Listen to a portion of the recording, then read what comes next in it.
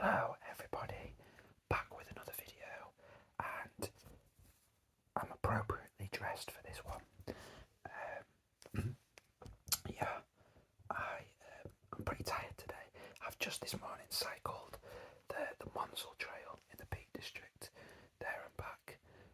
If anybody's ever done the Monsell Trail in the Peak District, let me know in the comments. It's really, really good. But yeah, I'm a bit tired, so bear with me in this vid.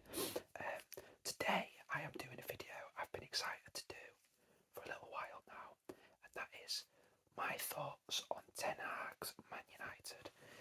Now, the format for this video, effectively, I'm going to merge kind of my thoughts, what I think Ten Hag's actual thoughts are, and then what I think will actually happen, because I'm not sure, despite all the press and all the media furore around, Ten Hag's made XYZ demands around to have ultimate control, and the board are finally going to let him just sell any players that he wants, and I'm not sure that will be a reality.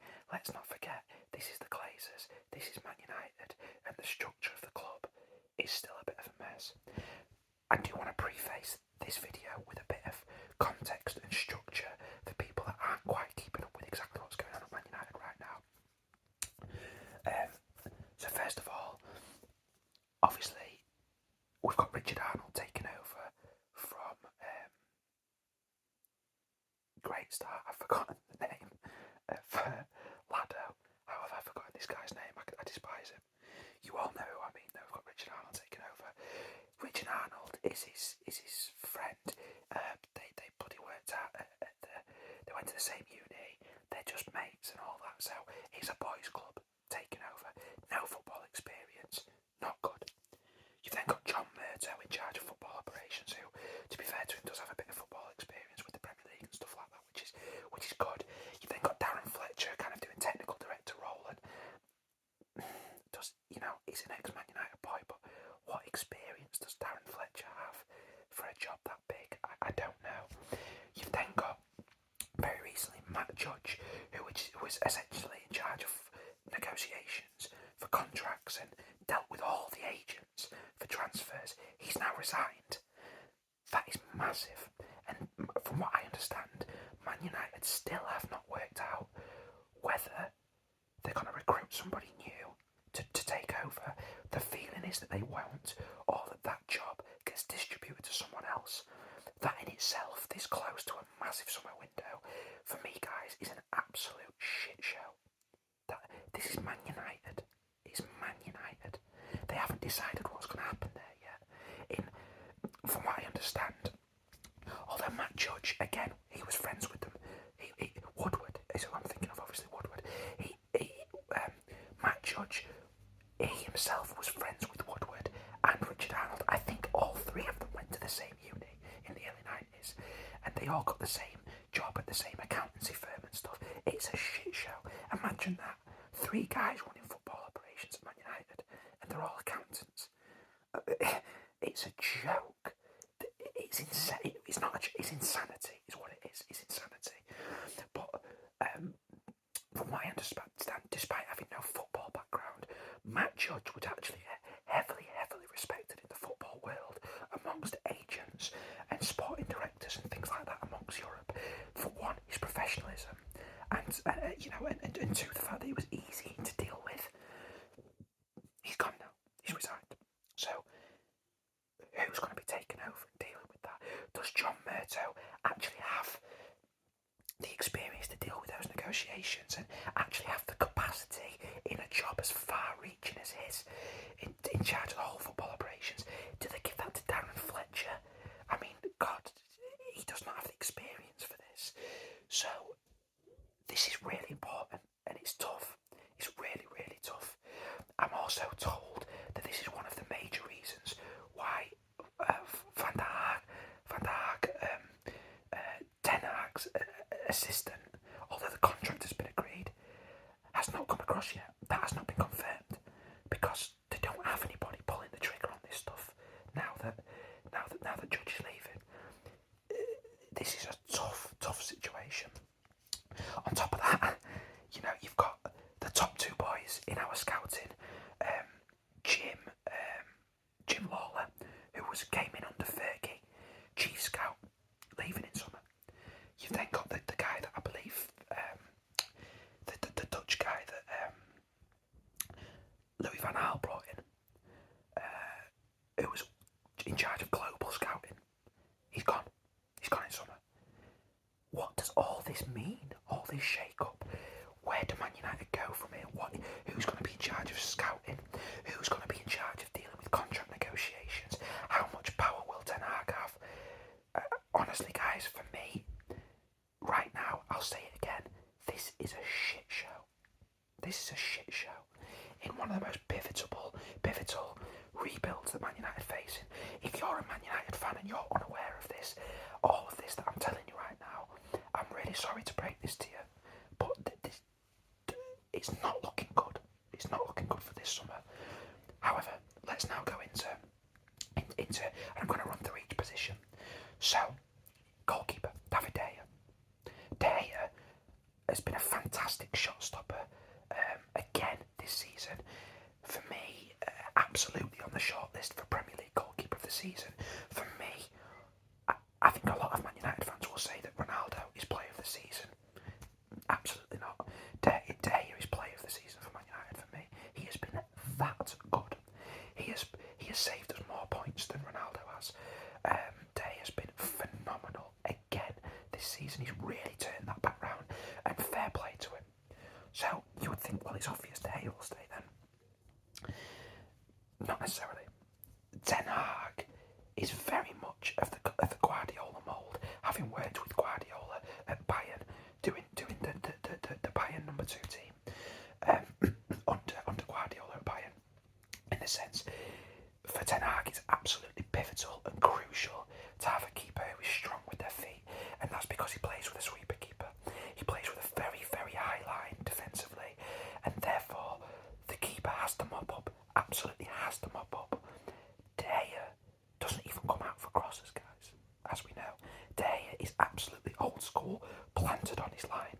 He cannot play with his feet. For all the Man United fans and football fans that are sat here listening to me going, oh, come on, you know, get real, it's not that, it's that important in modern goalkeeping. And if you want proof in the pudding, De Gea cannot get into the Spain squad under Luis Enrique. Despite his form being that good, he cannot get into the squad.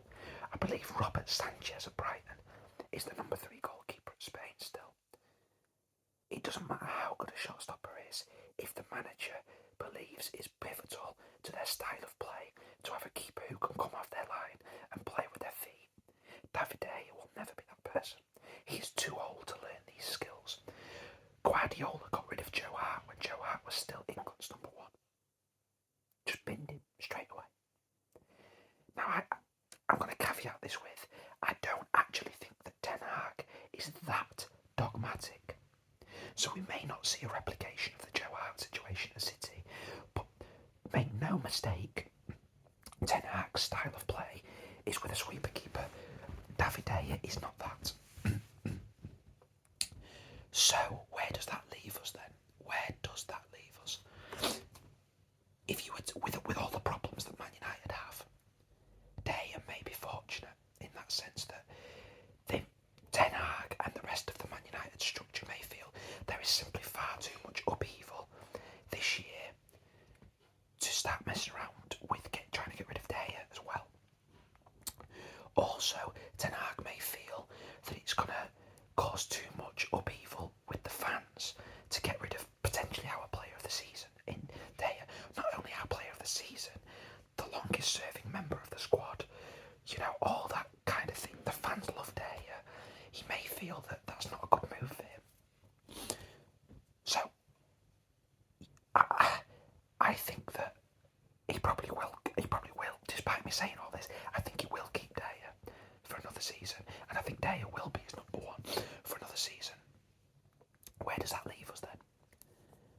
Well, he certainly cannot attempt to get De Gea to play the way that he needs him to play. So that would be a crash. Seriously, guys, you will see, and I'm not over-exaggerating here, I vehemently believe this, you will see some serious bloopers that will go on goalkeeper YouTube blooper reels. If he tries to get De Gea to do that, it's gonna be a car crash. And De Gea will make mistake after mistake after mistake and give away goals. It will be that bad. So that would mean that Ten Hag's going to have to dramatically change his style of play. I don't like the sound of that. For me, and I love De Gea, but there's no room for sentimentality, I would get rid of De Gea this season. If we have to go gung-ho with Ten Hag and just say, Eric, do your thing. We need to go fully behind your thing, not go halfway house like we have with other managers. Eric, we believe in your project, we're doing your thing. That means De Gea has to go. If De Gea goes, then where does that leave us? Who's potential that can come in and play the Ten Hag way? Well, you would have said maybe 6 months ago, Anana from Ajax would be a great shout. They've fallen out, and Anana has gone. He's playing Stecklenburg instead. So you wouldn't say that. A potentially obvious choice, ironically, might be Unai Simon from Athletic Bilbao, who is now the Spain #1 under Luis Enrique, and keeping De Gea out of the squad, because guess what? He can play with his feet very, very well. Is it Bilbao? The problem there is Bilbao have the Basque policy, and therefore to get rid of players, they put a very high tax on that, and like what you had with other players in the past, you have to pay a pretty penny to get players out of Bilbao in their release clauses. Another one would be Jose Sarr at Wolves. Would be a cracking shout. That would be a cracking shout, Jose Sarr at Wolves, because not only is he an excellent shot stopper, as he's proven this year in the Premier League, his distribution is very, very good as well. Another one would be, again, ironically, the guy that's definitely keeping De Gea out of the squad. I've mentioned him already, Spain's third choice keeper, Robert Sanchez of Brighton. Graham Potter has him playing out of the back, and he's a competent shot stopper as well. So these are all players that wouldn't cost the earth. Some of them have got Premier League experience, and that could work. Are they as good a shot stopper as De Gea? No, they're not. But Man United are expected to be on the front foot. They will be doing more distribution work than they will be doing shot stopping, and that's why for me it's a no-brainer. I bring someone else in. I think this is one of the biggest decisions that Ten Hag faces, and getting this decision wrong could be one of the things that is the downfall of Ten Hag. We may only see one season of Ten Hag and sacked. I hope that isn't the case. But it's a decision like this that's pivotal. I think the chances of De Gea leaving this summer, despite everything I've said and the fact that I would get rid of him, I think the chances of him leaving this summer are probably a 3 out of 10. I think Ten Hag will keep him. I think, though, that the chances of De Gea leaving next summer, if Ten Hag is still there, would be a 7 or 8 out of 10. Watch this space and remember that I said it. Right back then. Okay, so I think whether or not Ten Hag fancies his chances of turning Dalot into a top player under him, I think time will tell on that. But I think that Wan-Bissaka certainly, to me, does not look like he would fit in a Ten Hag system. Now you can say, well, with his fullbacks, obviously he likes one of them to be almost tucking in and be an auxiliary centre back. That Daley Blind plays that in the build-up, and he has Mazraoui kind of tucking in to be almost a centre mid at times, or bombing on the wing. So therefore you would say, well, thinking it through, Luke Shaw could be the one that either tucks into centre mid or bombs on, and Wan-Bissaka could absolutely tuck in as another centre back. You would think that in build-up play that would seem logical enough. I just don't think he's good enough on the ball at all, Aaron Wan-Bissaka, and I think that Ten Hag, can see that. There's a lot of rumours about Wan-Bissaka leaving, probably on loan this summer, because clubs aren't going to want to stump up the cash that we would probably want for him, and also his value has dropped so much that Man United might feel get him out on loan to therefore then potentially his value back up. He's still got many years on his contract. I think a loan move fits all parties, and I think that Wan-Bissaka does not fit Ten Hag at all. I think Wan-Bissaka will leave, absolutely will leave this summer on loan, probably to Palace. I actually think that's pretty likely, actually very, very viable. It therefore wouldn't surprise me to see Dalot be the number one guy, like he has been under Ranić. I imagine Ranić is reporting strong things about Dalot to Ten Hag. I think that he absolutely could fit a Ten Hag system, and I also wouldn't therefore be surprised to see Brandon Williams come back in as backup, or even Ethan Laird, who's had a pretty good season in the Championship at Bournemouth. So, I think either Laird or Williams could come in as backup, and Dalot may be the top guy. I wouldn't be against that myself to give it a try, but if Ten Hag does feel that Dalot is his backup and he wants to bring in a new starter, maybe you could look at Tariq Lamptey at Brighton. I think, however, he's not strong enough defensively, so probably not. Mazraoui from Ajax, of course, would have been great, but it looks like almost dead certain that he will go to Bayern. Maybe Barca can sneak that in because there's rumours they want him, but I think he will go to Bayern this summer. And he's not going to come to Man United over going to Bayern or Barca. Although he's 28, I think Giovanni Di Lorenzo at Napoli would be a really good shout, actually. I think that could work quite well on a short-termish. Maybe Jeremy Frimpong, who obviously came through at City and played at Celtic, now doing very well at Leverkusen. Could be a decent option, but again, I don't think he's strong enough defensively. I think there's actually a lot of great right-backs in Europe that would fit the exact profile, both defensively and going forward, and build play and strength on the ball that Man United would need. But these players, therefore, are already at better clubs than Man United, or will be going to clubs better than Man United, and that's the space we find ourselves in. So I think on that basis, the chances of us bringing in a new right back this summer, I would say, are probably 4 to 5 out of 10, and I think the most likely option would be Dalot is top boy, and Wan-Bissaka moves on, and Williams or Laird at the backup. That's what I think. I think that's what I would do, because I don't think we'll be able to bring in anyone better, and I think that's what Ten Hag also will do. Centre backs then. So Varane and Maguire were obviously supposed to be the perfect yin and yang partnership. On paper, their strengths and weaknesses absolutely complement each other, with Maguire being the dominant in the air, the strength, and strong on the ball, and Varane being the kind of composed, able to rely on his pace to snuff out danger in behind as a sweeper. But that hasn't happened, as we've seen.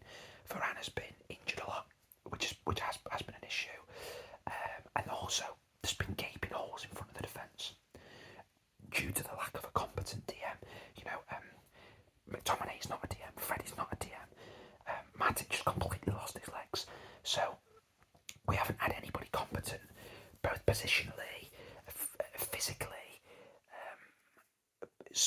occupying that space in front of the defenders. That's left some gaping holes.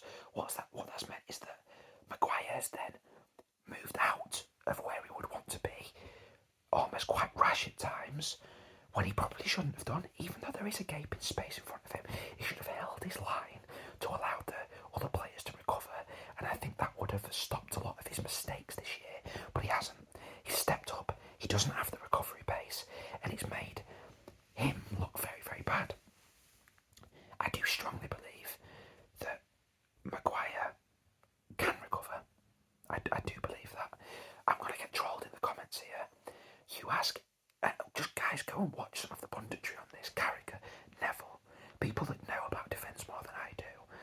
Yes, Maguire has been bad. He has been bad. He's been in the worst form of his life. I think the captaincy has weighed on him. I think that's been palpable. I think you can see that. But there has been circumstantial, and I'm not blindly defending him here,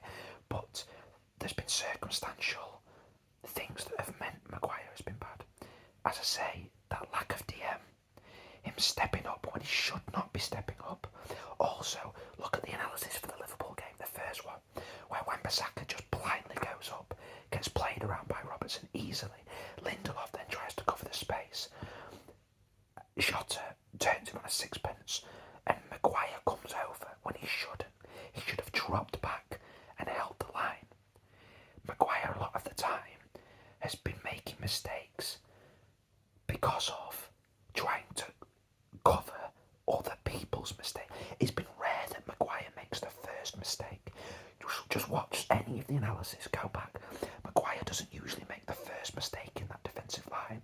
He usually makes a secondary mistake because of somebody else's mistake. If we have a solid defensive back line with a defensive midfielder in front of him, Maguire can get back to the Man United defender that we saw. In Maguire's first season for Man United, he was undoubtedly Man United's best defender. I will argue the toss to anybody in the comments. He really was. That's when he was strong in the England team. There's a reason he's still picked now in the England team as well. Also, it cost 80 million. Varane came in with the reputation that he had, and you know, we've spent money on him. If you think that Man United are going to go and kick Maguire and Varane or start selling those players this summer, you're delusional. Neither of those guys are going, whether you like it or not. And we are going to try and gamble on having a more solid defensive line and a more solid structure around them, in front of them and to the side of them, which absolutely, for me, I believe is the right thing to do. So that's what's going to happen. However, despite that, I would like us to move on Phil Jones and Derek Bailly and Juan Zabi this summer. And I would like us to therefore go and get another centre-back that can fill in when Varane is injured. And also, you know, for the future challenge for a starting place. For me, the profile needs to be in the Varane mould, though. Somebody quick and composed. That's the kind of centre-back we need to go and get. Lindelof isn't the quickest either, so that's the kind of player we need to go get. Gleison Bremer of Torino could be a good option for me. He's very strong, which would suit the Premier League. There are rumours, though, that Liverpool are in for him. But for me, surely they're stocked enough already with Van Dijk, Gomez, Matip and Canate. Josko Vardiol at Red Bull Leipzig would be absolutely ideal, particularly with the links that we now have to Leipzig with Ranić. But again, I think he will have more enticing suitors this summer, such as the likes of Chelsea. He'd also be a lot more expensive. Jurriën Timber at Ajax would obviously be a great shout. But will Ajax allow their players to go to Man United this summer as well as Ten Hag? I'm not sure how that would sit with them and with the fans. So I think the chances of us getting a new centre-back this summer would probably sit around the 5 to 6 out of 10. And I think we may be stuck with what we've got, guys. I really do. Left back, Luke Shaw has not hit the heights of last season or the Euros. But again, who has in this Man United team? I'm sure that he's one of the players that Ten Hag will look forward to working with the most. He stays, and I think he's a valuable asset to us. Alex Telles is a decent enough backup. I don't think anything will happen in the left back space this summer. There's too much else that we need to look at. I think the chances of us getting a new left back are probably around the 1 to 2 out of 10, and I personally wouldn't touch that position. I think we're fine there. DM, obviously, I think Matic is the only actual DM that we have in the entire squad. Ten Hag plays with is redundant how you look at the setup on paper. Is it a 4-2-3-1? Is it a 4-3-3? But he does play with kind of a 6, an 8 and a 10. That's his system. As a 6, Matic is the only 6 we have in the entire squad for me. We try and play McTominay as a kind of 6. We try and play Fred as a kind of 6. They're not. They've proven that. They absolutely are not. They're both 8s. They're both 8s. And we need to stop playing them there. So, unfortunately, we've not signed a DM since we should have signed Fabinho. That window that Liverpool got him. And, you know, this has been a problem position since Carrick left. We absolutely have to go and do that now. Ten Hag's DM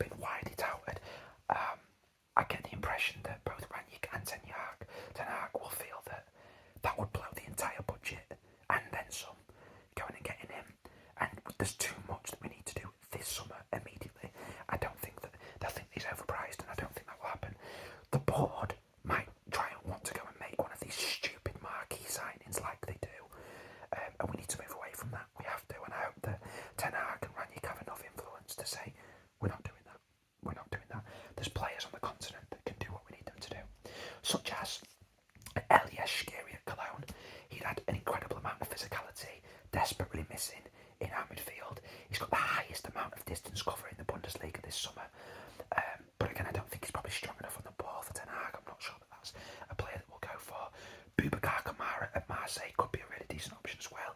He's available on a free, but again, I'm not sure he's strong enough passing wise. Again, I think the same applies to the right back situation. The truth is, there's a lot of players out there that would fit the bill, but I think they're going to go to better teams than us. I think Gravenberch, I think he's probably going to go to Bayern, they're saying. So, I'm not sure. We may have to go for a very under-the-radar player to try and fit the bill that other players don't want, and it's a gamble. However, the chances of us getting a new DM this summer, I think, will be around a 9 to 10 out of 10. I think that is the one position where we are guaranteed to go and get somebody, and I'm excited to see who that is and how they do. That's what I would do, and I think that's what Ten Hag will do. Centre mid, the 8 role. I think Fred and McTominay are both definitely good, decent options to play in Ten Hag's system, kind of in a box-to-box role. Also, Van der Beek will undeniably come back in. Now, Van der Beek's an interesting one because he can play the 68 and the 10, and has done so for Ten Hag, so I think he'll be invaluable to Ten Hag. Van der Beek may come in as the new starting 8. He might come in that role, which is great. I'm all for it if we can get the best out of him like it was at Ajax. So I don't think, despite losing Pogba, that we need to go and get another 8.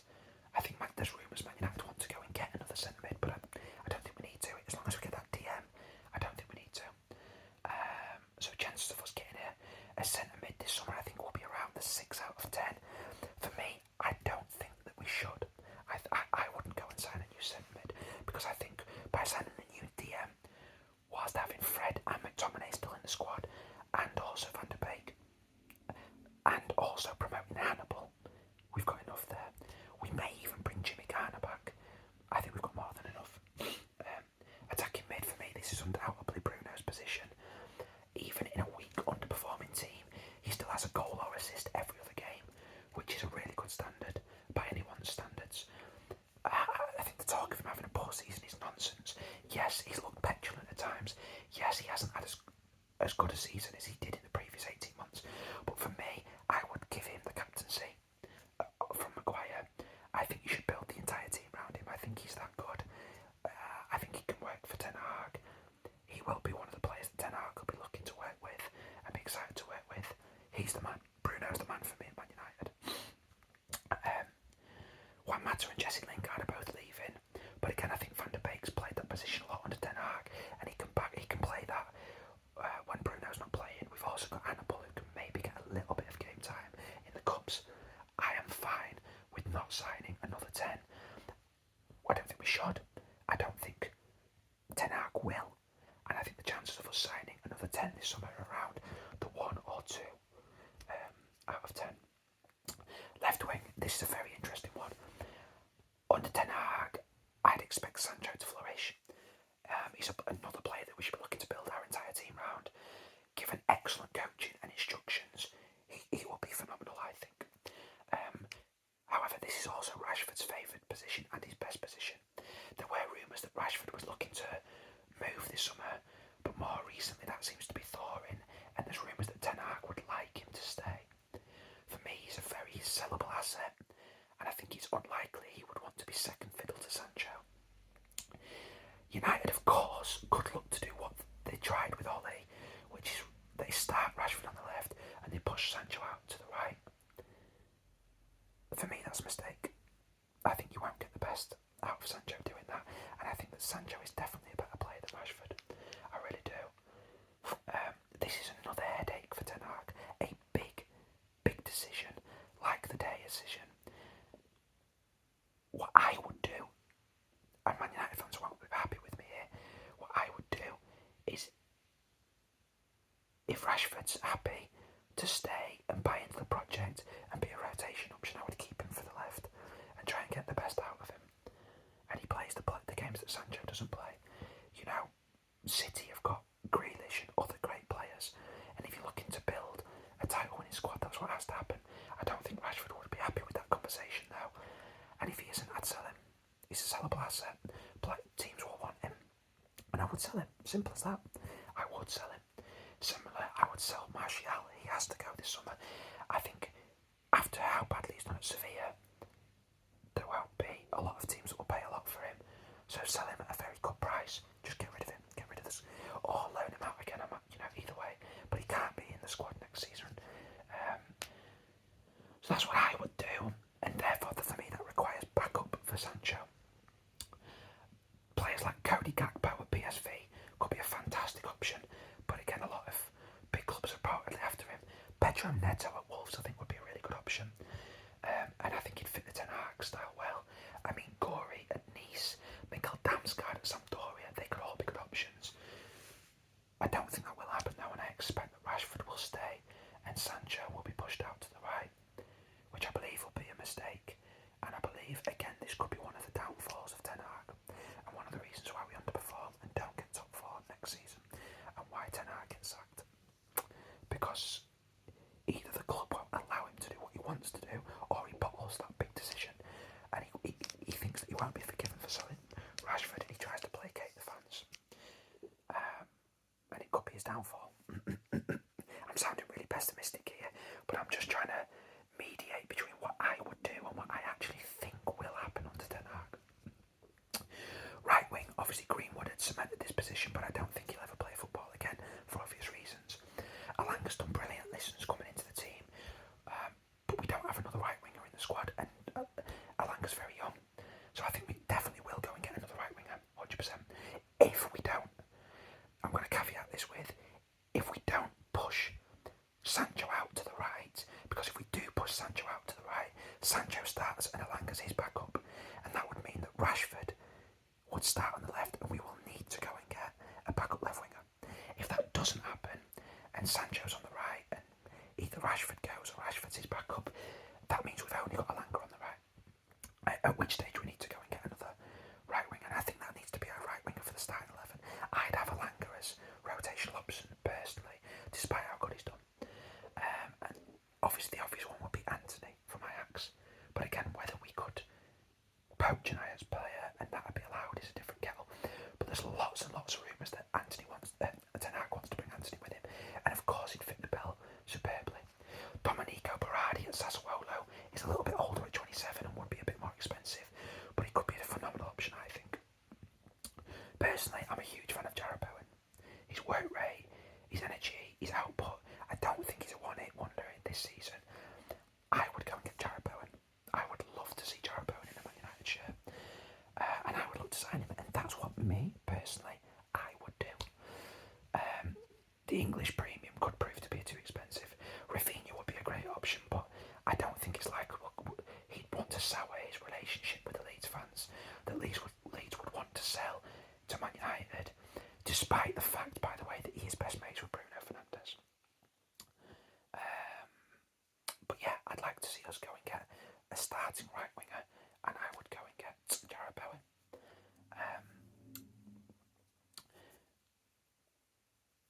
Whether it ends up being a starting player on the right wing or a backup player on the left wing, we only have Alanga, Rashford and Sancho in the squad who are actually wingers.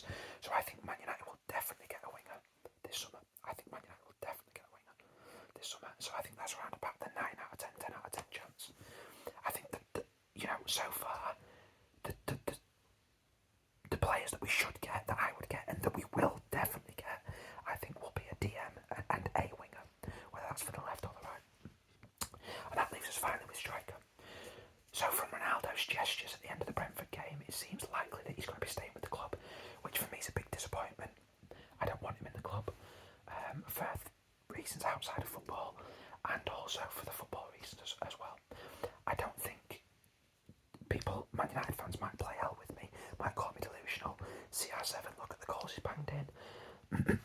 For me, it doesn't matter how many goals you score, if because of the lack of what you can do for the rest of the team concedes two.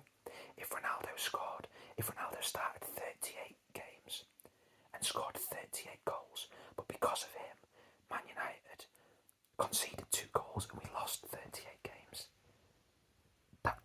That is a crude analogy, and I know that it's far more nuanced than that, but that's the general overall premise that I'm getting. Ranić wanted to press, Ronaldo cannot press. He's physically incapable of pressing, doesn't have the mentality to press, and that's been a presses from the front. Ronaldo can't do that, and therefore, under Ten Hag, if you play Ronaldo as your main striker, Ten Hag will not be able to implement his style of play properly, and that is not what we want. We need to stop with square pegs in round holes. Ronaldo is that as a Ten Hag player, therefore get rid of him.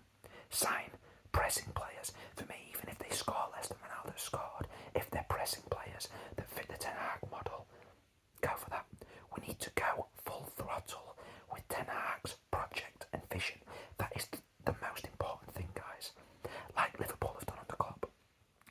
There's no players at Liverpool that don't fit Klopp's system.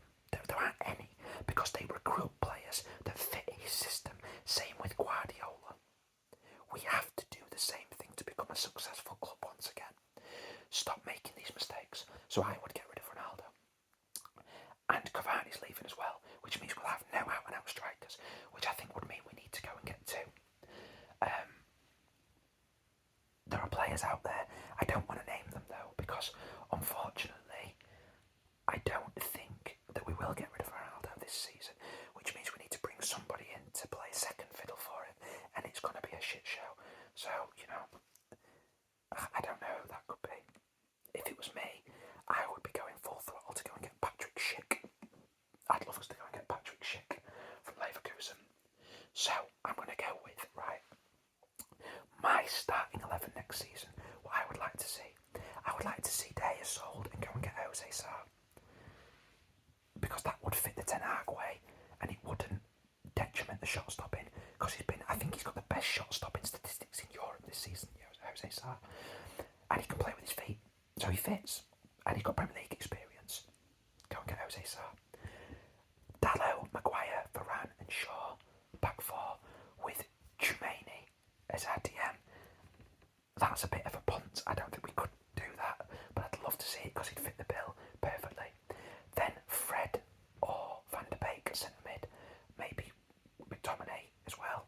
Let them tussle out for it. Bruno attacking mid, Sancho on the left, Jarrod Bowen on the right, Patrick Schick as striker.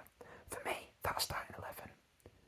You get top four and you get into the Champions League, and Ten Hag is then able to implement his way of playing. With that 11, he can implement his way of playing, and it can be a great success. The starting 11 I expect to see under Ten Hag next season would be De Gea in net, Dalot, Maguire, Varane and Shaw. Some unknown player at DM. I don't know, because I don't think we'll be able to go and get Tchouameni, and I just don't know who we'll be able to go and get. We'll go and get somebody. I expect to see Van der Beek as his number 8, Bruno at 10, Rashford on the left, Sancho on the right, and Ronaldo up front. That team under Ten Hag still has a chance of getting top 4, but I think it has less of a chance, and I think we may finish 5th or 6th with that starting 11 that I expect to see with Ten Hag next summer, and that may get him sacked. That's it for me, guys. Let me know your thoughts. I'm sure there's a lot of things that I've said that might be controversial for